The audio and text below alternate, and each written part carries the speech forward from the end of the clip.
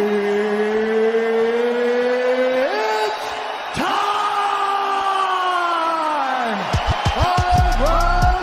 the undisputed UFC.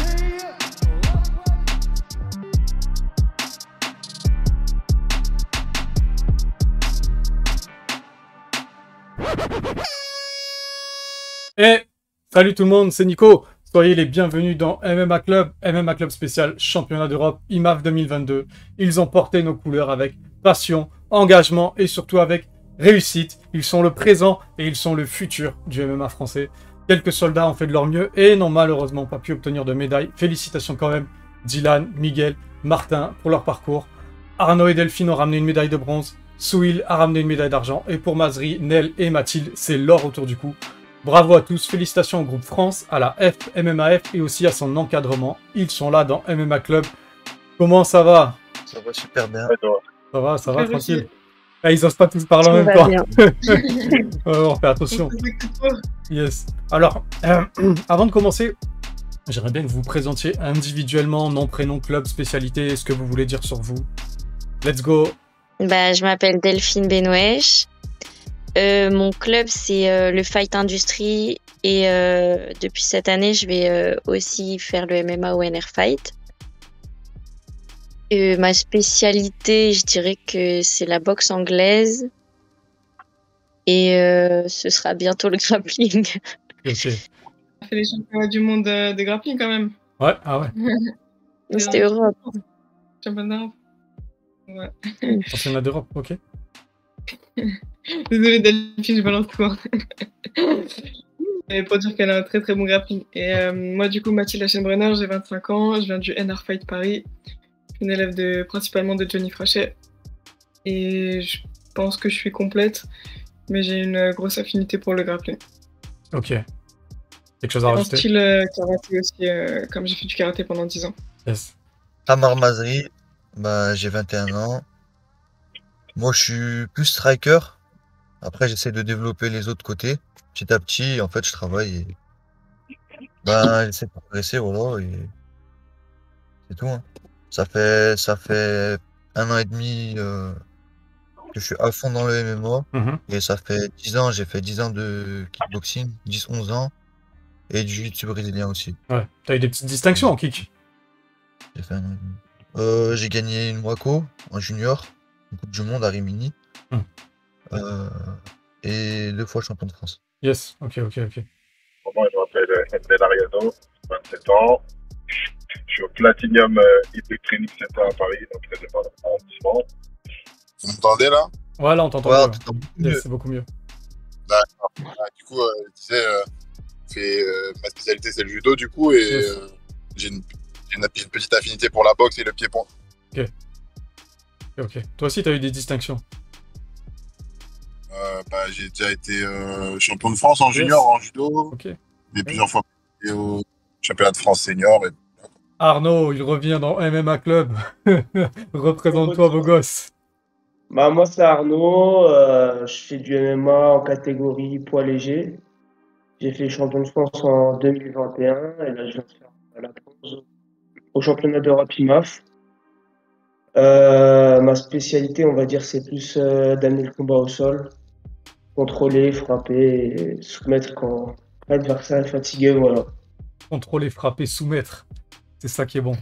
C'est cool. Bon alors, je voulais vous poser une première petite question. Déjà, est-ce que vous étiez bien installé? Hôtel à Venise, petite gondole, Piazza San Marco, petite visite des îles. Qu'est-ce que, touristiquement parlant, comment ça s'est passé déjà, la première chose? Rien du tout. Non, c'était pas à Venise même, c'était à côté. Et on n'était pas vraiment allé pour faire du tourisme. C'était un hôtel, on va dire, rustique, mais Yes. pratique.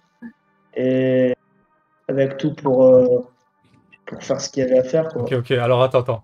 Rustique, Juste mais... à côté de cette compétition, Ok.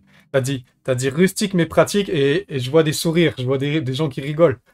Est-ce qu'il y a quelque chose qui va pas avec la définition qu'il a donnée? Dites-moi tout. Non, c'est exactement ça. C'est vrai? C'était très rustique, Ah, c'était très rustique. plus rustique que pratique, mais c'était... Tout était au même endroit, c'est ça qui était bien. Ouais, ça aide. Ça fait son charme. Ouais, voilà. C'était pratique. Yes. Ah bah c'est cool, c'est déjà ça. Donc pas de visite, rien du tout, à part le petit resto. Le dernier jour. Ouais. Ouais, c'est Moi, tout, hein. personnellement, j'ai vu la plage le dernier jour.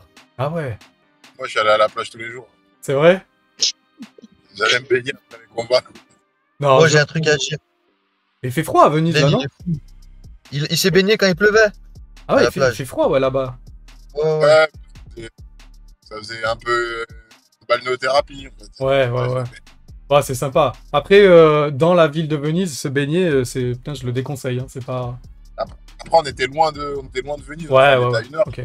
Ah ouais, ok. On était plus à Lignano, du coup. D'accord, ok, je vois. Pour ceux qui les connaissent pas, j'aimerais bien que vous nous présentiez le staff de l'équipe de France qui vous a encadré, Nico, Lionel, Johnny, Chris, je sais que j'en oublie, même Loïc Pourra qui était là, dédicace à lui. Parlez-moi un petit peu du staff, à quel point c'est important d'avoir des gens comme eux dans votre écosystème. Bah, du coup, on était encadré par Christophe Daffreville, qui est mon entraîneur au Platinum Paris, Yes. qui est un ancien judoka et aussi un ancien combattant de MMA, donc qui s'entraînait aussi avec l'équipe haute tension à l'époque. Et du coup, c'est bien qu'on ait eu un peu cet encadrement-là, parce que c'est des entraîneurs qui ont une vision assez moderne du MMA. Et ils allient différents styles. Je pense qu'on avait plus un expert de la lutte et du sol dans la personne de Johnny. Chris, toute la partie judo et in and out, un peu sur le striking. Et le striking aussi, vraiment aussi, il y avait aussi plus stratégique. Il y avait Nicolas Hoth. Ok. Nicolas Hoth. Et du coup, en fait, les trois ensemble, ça faisait un assez bon mélange, assez cohérent. Et surtout pour les différents profils de combattants qu'on est. Donc, ça faisait un savant mélange qui fait qu'on a été assez à l'aise au niveau des combats, au niveau des game plans, et on a pu s'exprimer le mieux possible. Ok. Et ouais, du coup, pour Johnny, c'est un ancien combattant de MMA qui a eu énormément d'expérience, plus de 30 combats à travers le monde entier. Aujourd'hui, il est coach, il accompagne énormément de combattants, donc il a aussi beaucoup d'expérience en tant que coach.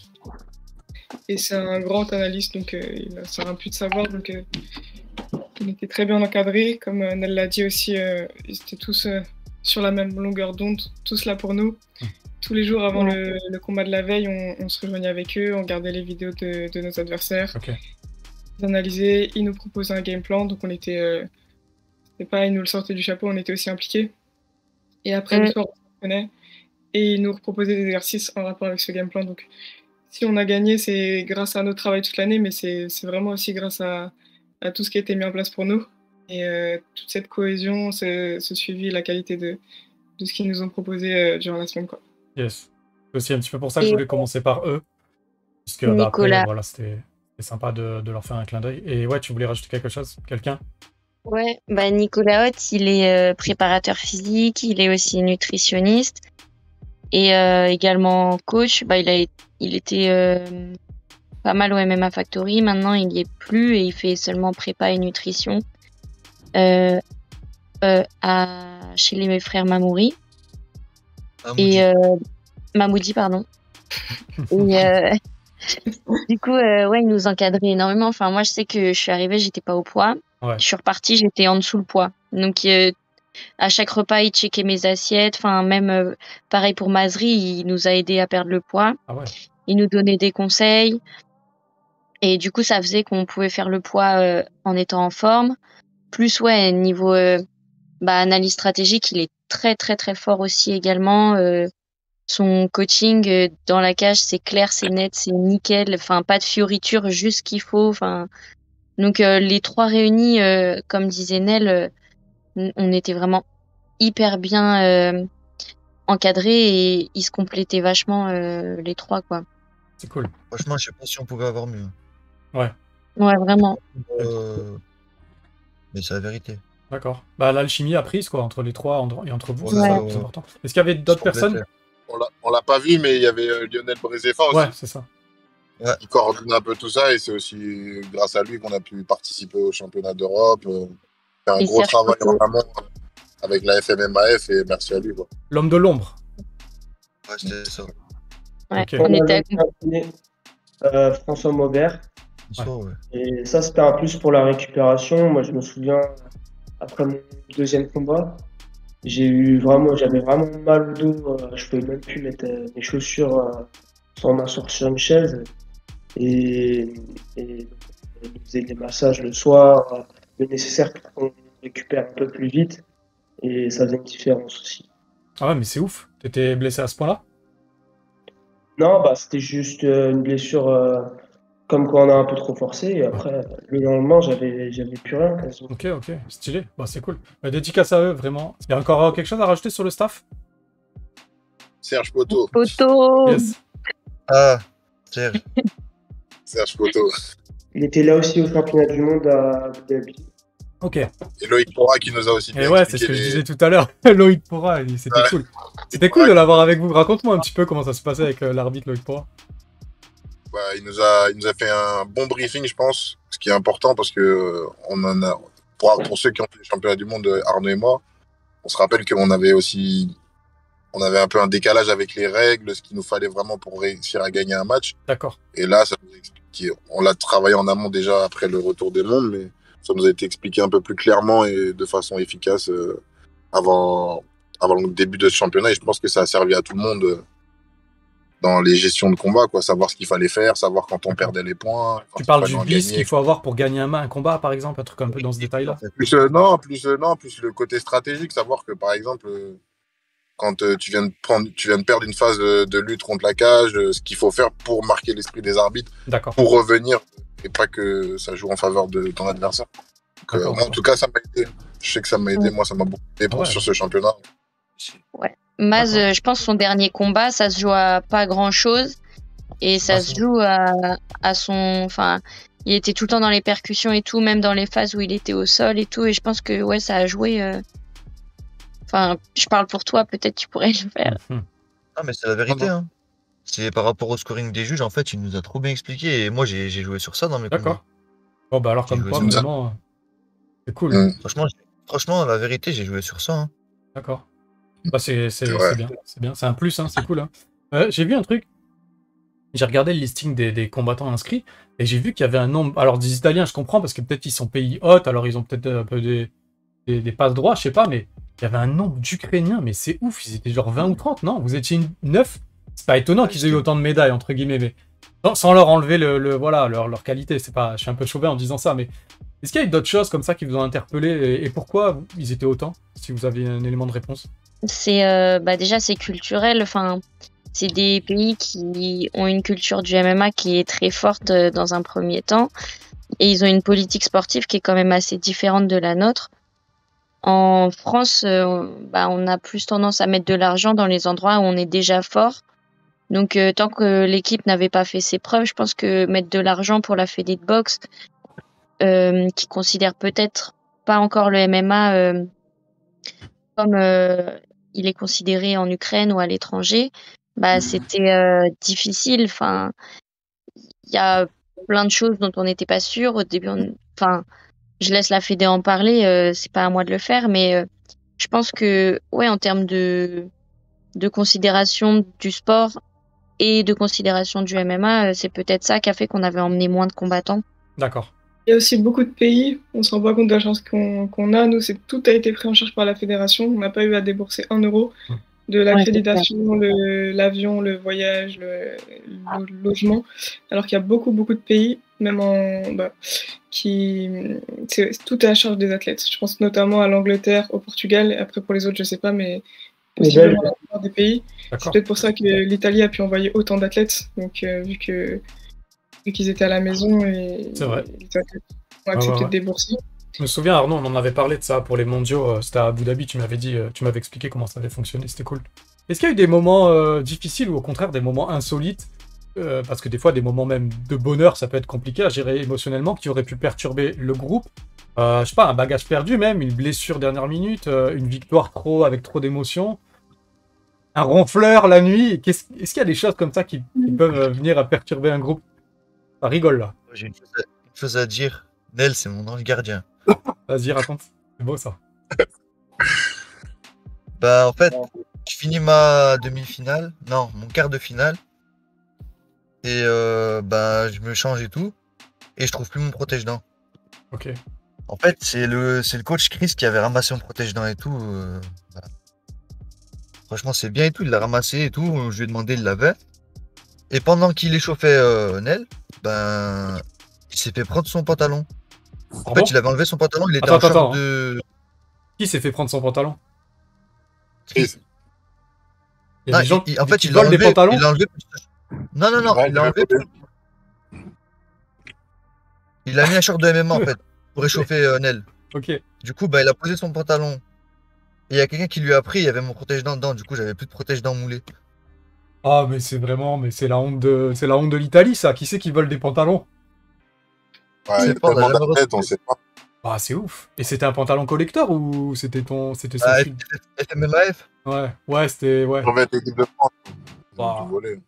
Ouais, c'est une sale anecdote quand même. Bah, C'est drôle et c'est pas drôle en même temps, quoi. Plus de protège-dents. On se dit comment on va trouver un protège-dents, comment on va faire, comment on va le mouler déjà, où est-ce qu'on va l'acheter, parce qu'on allait galérer et tout. Je dors mal, je me dis putain, demain, si j'ai un protège-dents pas moulé et tout, je vais être dans la merde pour mon combat. Ah ouais, à ce point, Je suis ça t'a pressé. perturbé, ok. Ouais, et Nel, il vient au petit déjeuner, il me dit, ah, mais moi j'ai un protège-dents, il est pas moulé, hein. Et là, on commence à se regarder, on a rigolé, et là, franchement, j'étais soulagé. Et qu'est-ce qui Après, il y a. il t'a dépanné d'un deuxième protège-dents, c'est ça? Ouais, en fait, Ça. tellement qu'il a intelligent, ce mec, il a ramené un protège-dents pas moulé au cas où il en perdait Ah, un. bah ouais, c'est Et le en top. fait, ben, ça m'a sauvé. C'est pas de l'intelligence. Parce que pour ta chance, Mazri, pour ta chance, en fait, à Abu Dhabi, on a eu un peu la même mésaventure où mon protège-dents, il a disparu après mon premier combat. Et du coup, on a commencé à stresser parce que c'est dans des lieux à chaque fois très reculés, on peut pas trouver de protège-dents. Ouais. C'est des magasins spéciaux, donc sans protège-dents, tu combats pas. Donc c'était compliqué. À la compète, ils en vendent pas. Ah ouais. Et en fait, cette anecdote où on a stressé, en fait, au final, on l'a retrouvé, c'est Nicolas qui l'avait. Mais au final, on a stressé. Donc, je me suis dit, plus jamais ça. Je peux pas, genre, déjà, une compète, ça, c'est stressant. Je peux pas me mettre ce stress en plus. Yes. Donc, j'ai amené un protège-dents de secours. Et en fait, je me lève le matin et je vois dans le groupe une discussion à propos d'un protège-dents qui apparaît. Et je vais voir Amar et je lui dis, mais j'ai un protège-dents, moi, si tu veux. Il est là, il est dans mon sac, il est tout neuf.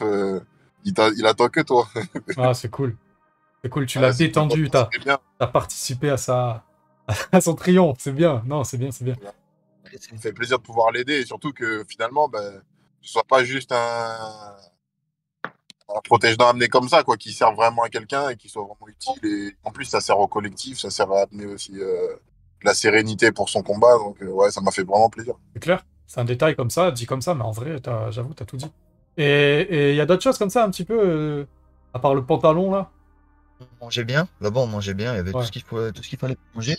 Mais les murs, ils étaient en carton. Ah, Donc, en fait, pour le sommeil, c'était galère. La nuit, il y en avait toujours un qui criait, je sais pas quel pays c'est, mais il criait. Il y en a qui faisaient de la corde à 2h du matin. Il y en a qui faisaient des pattes d'ours à 23h. Ah ouais. Parce qu'ils perdent le poids, en fait. Il y en a qui perdent le poids tous les jours. Ouais, comme faire le poids toute la semaine, il y en a qui Le soir, pas le matin, et il y en a, c'est Ah putain, ouais. à 23h30, tu essaies de dormir parce que tu te lèves tôt et Ah, c'est l'enfer, ça. t'entends les mecs qui tapent des PAO ou de la corde à sauter juste en haut. Le matin, pareil, à 5h du matin, ça démarre la corde à sauter. Ils mettent leur musique aussi pour se motiver. Tu entends du Michael Jackson avec un mec qui fait de la corde à sauter à 5h du matin. Oh, c'est calamiteux. C'est calamiteux. Ils vont pas à il y a pas une salle de sport dans l'hôtel, un truc où ils peuvent se... Si, Si, mais mais on ça entend- à 5h du matin, quoi. Ah, c'est ouf. En fait, il l'avait installé au premier étage. Il y avait des tatamis, mais on entendait tout, enfin vraiment. D'accord. Qui c'est qui stresse le plus avant un combat, là, dans le groupe? Franchement, il n'y a que Ouais. des détendus hein, C'est vrai, ici. vous êtes tous relax? Non, moi je sais que j'ai la pression, mais je pense que c'est ça qui m'aide aussi à bien combattre. Ok. Toi, tu t'en sers, en fait. Tu t'en sers positivement. C'est ça. Et c'est cool. Et racontez-moi maintenant la meilleure partie, du podcast. Racontez-moi vos moments préférés, vos petits moments de gloire, les points culminants de vos aventures.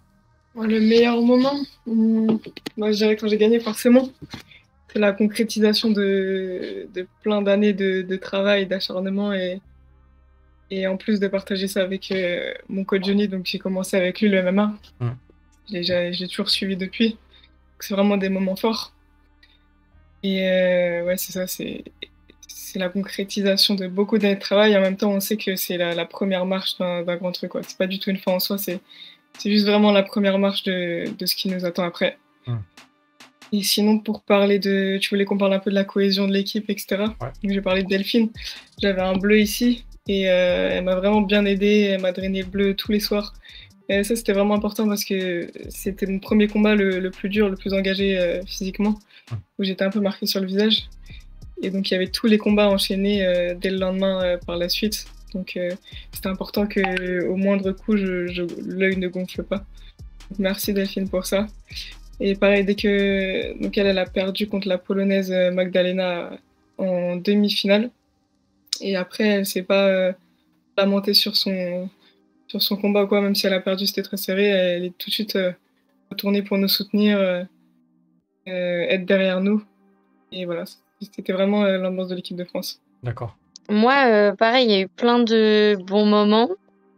Et je pense, je dirais pas forcément le meilleur moment, parce qu'il y en a eu plein. Enfin, par exemple, j'étais contente de gagner, mais enfin, ouais, elle a oublié de dire que le petit quart d'heure après mon combat que je perds, je me suis pleuré dessus comme un bébé, mais c'était pour évacuer la pression. Mais après, ouais, je suis redevenue tout de suite pour les autres. Mais en fait, je sais pas comment dire, mais quand je combats, je ressens pas grand chose. Quand je gagne, quand je perds, enfin, à part quand je vais faire le câlin au coach en mode ouais, j'ai gagné ou voilà. Je suis quand même assez calme et assez mesurée et tout. Mais en fait, faut savoir, moi, ou le moment où j'ai le plus vibré, c'est pendant la finale de Mathilde. Parce que elle sait pas combattre sans faire des guerres mondiales, Mathilde. À chaque fois, elle nous fait des frayeurs et tout. Et vraiment, je te jure, j'avais les larmes aux yeux pendant tout le combat. Je stressais comme... Je suis pas du tout stressée. Je suis pas du tout... dans les registres émotionnels hyper hauts. Mais là, je te jure, je crois que j'ai perdu 2 kilos pendant son combat. Tellement j'ai stressé. J'avais mal au ventre, j'avais mal aux yeux. Je pouvais pas cligner des yeux. Enfin, je voulais tout voir. Et ouais, quand elle a gagné, ça m'a fait un soulagement de ouf.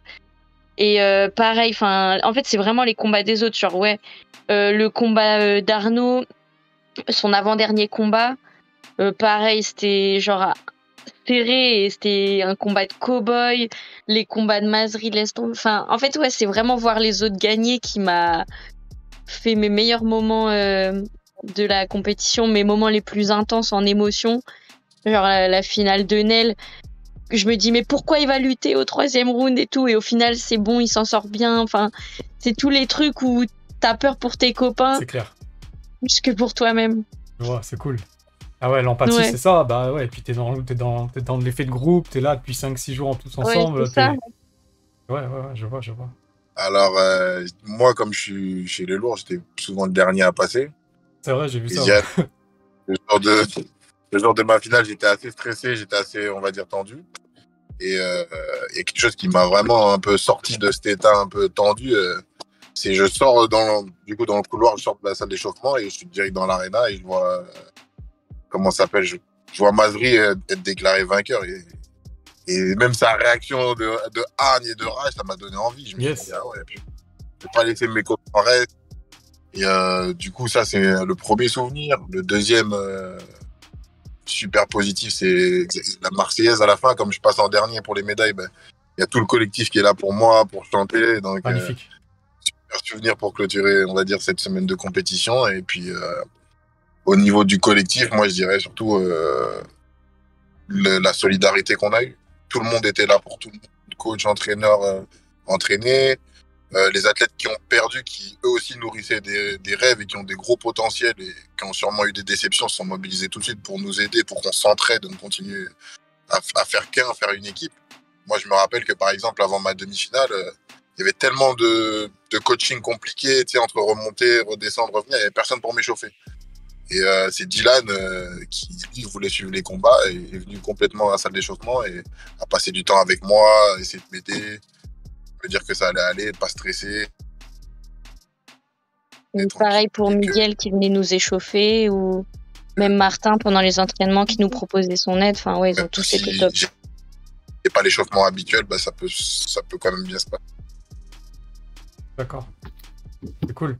C'est beau. Tu vois, tu m'as mis un petit frisson là quand tu m'as dit Dylan, il est venu m'échauffer et tout. Là, parce que c'est des dilemmes. T'as envie de voir tes gars gagner, mais en même temps, t'as envie de préparer le prochain. Tu vois, ça va dans un petit. C'est beau, c'est beau. Ouais, Ah, je suis content pour vous, c'est cool. C'est un beau groupe là. Et vous allez avoir du mal à retourner à la vie normale, hein, ça se sent. Hein. Putain, bon courage. Hein. Franchement, ça se sent, vous allez avoir du mal. Vous manquez tous. Ah ouais, ouais. Ah, ouais. Pareil. Ah ouais, Il n'y a ça se sent. personne pour me dire bonne nuit, championne. Aïe, aïe, aïe. Ouais. Ouais, ça fait bizarre de plus entendre Souil aussi. Ah, moi, j'avais dans Ça la fait bizarre chambre. de plus entendre Souil aussi. Tu vois. Dédicace à lui aussi, d'ailleurs. Dédicace à Souil, ouais. Franchement, c'est un gros Ouais, potentiel. Ouais, tellement un amour. Futur grand Gros champion. soutien.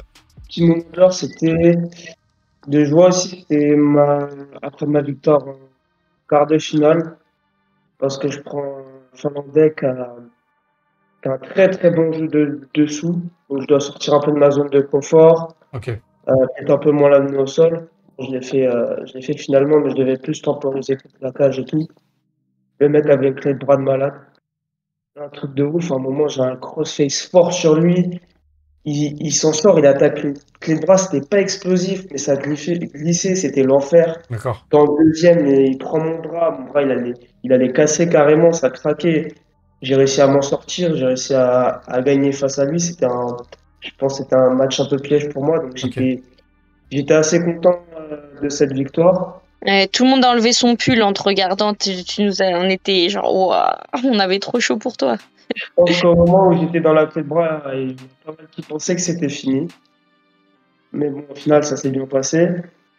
Un moment que j'ai adoré aussi, c'était le soir quand on voyait les game plans avec les coachs, on travaillait le tactique, la stratégie, ça me mettait vraiment dans l'ambiance. Ok, c'est bon, maintenant j'ai une mission, quoi. Et un moment qui m'a marqué aussi, c'est le moment où j'ai vu sur une publication de l'IMAF qu'on a été la deuxième nation, pardon, dans le classement de ces championnats d'Europe. Et donc ça, sachant qu'on avait ramené 9 athlètes, C'est clair. d'autres pays, on avait ramené beaucoup plus. Ouais, ça m'a fait vraiment plaisir. Voilà. Ah, vous étiez que 8 en vrai, puisque Souil, il était en junior, il fait pas partie de ce classement-là, je crois. Que 7 alors, parce que Martin il était en junior aussi. Ok. Mm. Ouais, ouais, c'est ouf. Bah, c'est encore, Exact. c'est encore plus ouf alors. C'est vraiment. Ah ouais. En fait, on est la meilleure Ouais, vous avez le nation meilleur ratio, pour ouais. de participants à la médaille. Bah, j'espère que ça donnera des idées pour avoir plus d'athlètes, quoi, parce que du coup, ça fera un carton, mais démesuré. Ouais, justement, c'est aussi important qu'on performe pour la suite, pour que la Fédération française de boxe continue à investir dans la MMA. Donc, nos performances vont permettre le développement du MMA encore plus. Je vois. Déjà, mes moments préférés, c'est les game plans. Eh. Parce Ah ouais, ça, que, vous avez aimé ça. Franchement, Nico, Chris et Johnny, c'est des tueurs. C'est vraiment des tueurs. Ils passaient du temps à analyser tous les combats, ils cherchaient les petits moments, les petites failles et tout. Et c'est ça qui m'a rassuré aussi pendant le championnat. C'est que j'arrivais, le mec c'était un tueur. Et Johnny disait non mais c'est bon, tu vas le déchirer, c'est bon. D'accord. Oh, tu fais ça, et c'est bon, t'as gagné. D'accord. Nico il disait pareil, Chris pareil, c'est bon, bah t'as juste à faire ça. Moi je disais mais non, ça peut pas être aussi simple. Et en fait je le faisais et ça passait. Et petit à petit en fait j'ai pris confiance je leur ai de plus en plus fait confiance et c'est passé.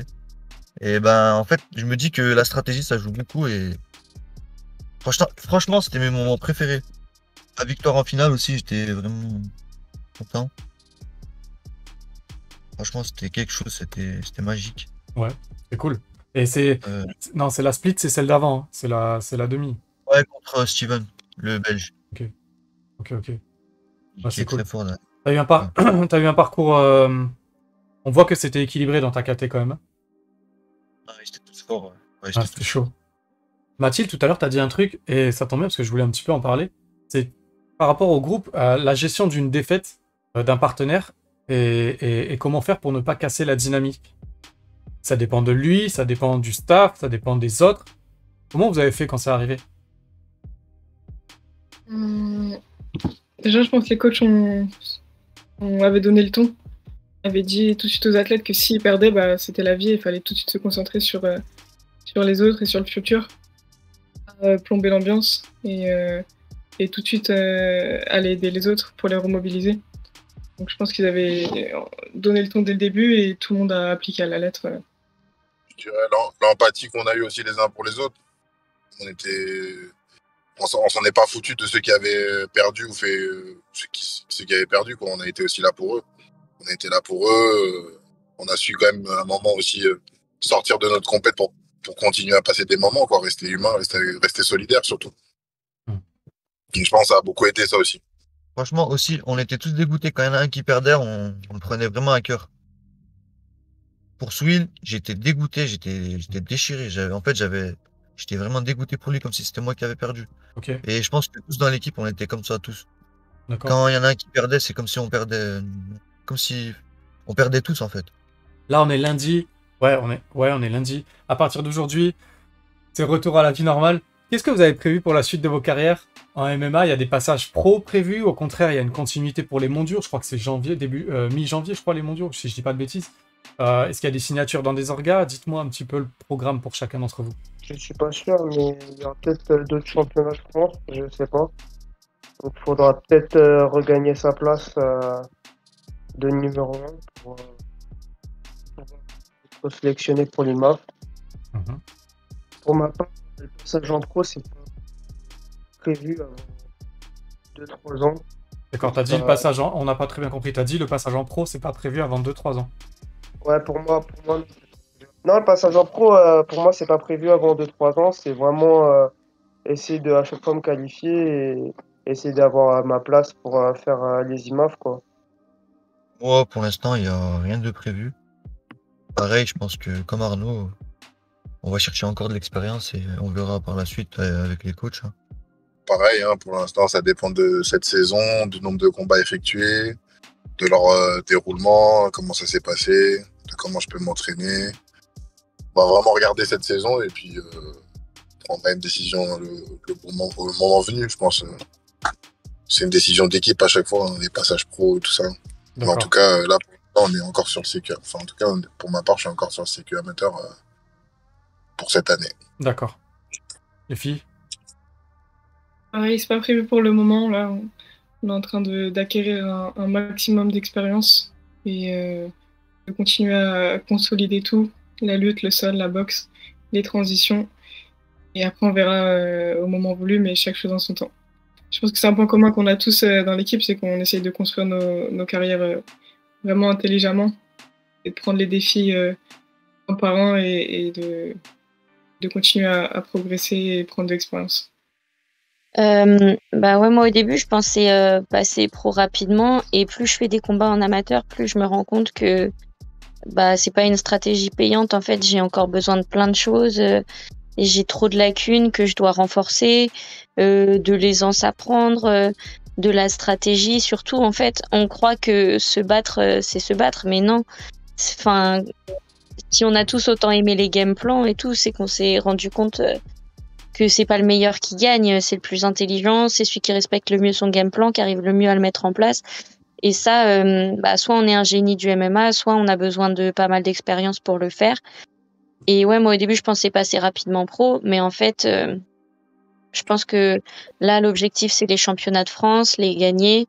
Après, ça va être bah, de perfer au monde, puis refaire, enfin, me démarquer à l'international. Et quand je pense que j'aurai un bagage suffisant, que bah, je serai à mon prime, enfin un bon niveau vraiment très solide, bah là, je pourrais discuter pro. Mais ouais, pour l'instant, je veux vraiment faire mes armes en amateur. D'accord, ok. Donc pour l'instant, tout le monde est raccord avec ça, quoi. Avant de se quitter, j'aimerais bien que vous me donniez vos pronostics pour l'UFC 280, Oliveira versus Makhachev. Qu'est-ce que vous en pensez? Victoire d'Oliveira pour moi. Ah, Je le disais pendant la semaine. ouais. On n'est pas d'accord. On est... Ah, T'es pas d'accord. ouais. Je sais pas. Je suis partie pour donner un avis. Pareil que Mathilde. Arnaud, t'as un Moi, avis je sur vois Oliveira aussi. Tu vois Oliveira passer? Parce que Arnaud, c'est Oliveira, Arnaud. Le besogneux. Non, mais je vois Oliveira, mais bon, moi, j'ai jamais de préférence sur les athlètes que je connais pas. Je m'en fiche de qui gagne. Mais j'aimerais bien que Makhachev gagne la Jiu-Jitsu propagande partout sur Internet. Ok, ok. Est-ce que vous avez un petit message à faire passer? Des dédicaces avant qu'on se quitte? Ouais, ben moi, à tous mes coéquipiers du Platinum, mes entraîneurs, Greg, Chris, Romain, Patricio et Loïc aussi. Et puis voilà, c'est tout. Oh, Yannick Surfa, mon coach. Hassan Beck, Isaël, mon coach aussi. Tous les gars de la salle. Tous les collègues avec qui je m'entraîne. Voilà, ben, grosse dédicace à vous, c'est grâce à vous. Moi, c'est dédicace mon équipe du NR Fight, coach, sparring partner et tout. La Fédé font un travail incroyable. Monsieur Lionel Brézéfan pour tout le travail qui a été effectué pour structurer le MMA en France et aussi nous avoir permis simplement. Bon, merci à tous mes coachs, Johnny qui a fait un gros travail avec moi, surtout sur la lutte, qui m'a beaucoup aidé dans cette performance. Tous les autres profs du NR Fight, Jean Endoy, Nicolas Leblon, César, Nicolas Renier, tous les partenaires d'entraînement qui sont très nombreux, et mes élèves. Et j'oublie les préparateurs physiques, Rémi et Bilal. Ouais, moi je voudrais remercier le Fight Industry, mes copains de l'anglaise, le coach Hollywood qui fait un travail vraiment incroyable. Et aussi les coachs du NR Fight qui m'ont beaucoup aidé, donc Johnny, Yassine Wakil, Jean Endoy et tous mes partenaires d'entraînement. Et aussi un grand merci à la Fédé, Lionel, Johnny qui gère ça d'une main de maître et qui nous met dans de super conditions. Et merci Serge Poto qui est un amour. Ok. Moi, j'ai oublié quelqu'un. Vas-y. Un dédicace à Soso la pute, qui est un ami à moi du club. J'adore. Dédicace à lui. Eh ben, dédicace à tout ce bon monde, dédicace aux auditeurs, à la FMMAF, dédicace au staff de l'équipe de France, et dédicace à ceux qui n'étaient pas là avec nous ce soir. Voilà, on leur fait des bisous. Dédicace à Loïc Pora, dédicace aux supporters et grosse dédicace aux gens qui ont diffusé les combats sur Instagram. Vraiment, je vous aime. Dédicace à vous tous, longue et belle carrière, beaucoup de réussite, mais surtout beaucoup de plaisir pour chacun d'entre vous. C'est très sincère. Merci infiniment d'être venu dans MMA Club, c'est cool. Merci à Mads d'avoir poussé un peu là pour l'organisation, c'est cool. Voilà, MMA Club, c'est cool, ouais. Mais MMA Club, c'est terminé. J'espère que le contenu vous a plu. Si c'est le cas, abonnez-vous, partagez, likez. Vous pouvez même faire des dons, ça serait le bienvenu. On se retrouve très vite pour parler de l'UFC 280. Et normalement, j'ai mon accréditation presse au Bellator Milan. Donc, il y aura du contenu en français, en anglais, in italiano. Restez à l'affût, passez une bonne soirée. Et comme d'hab, je vous fais des gros bisous.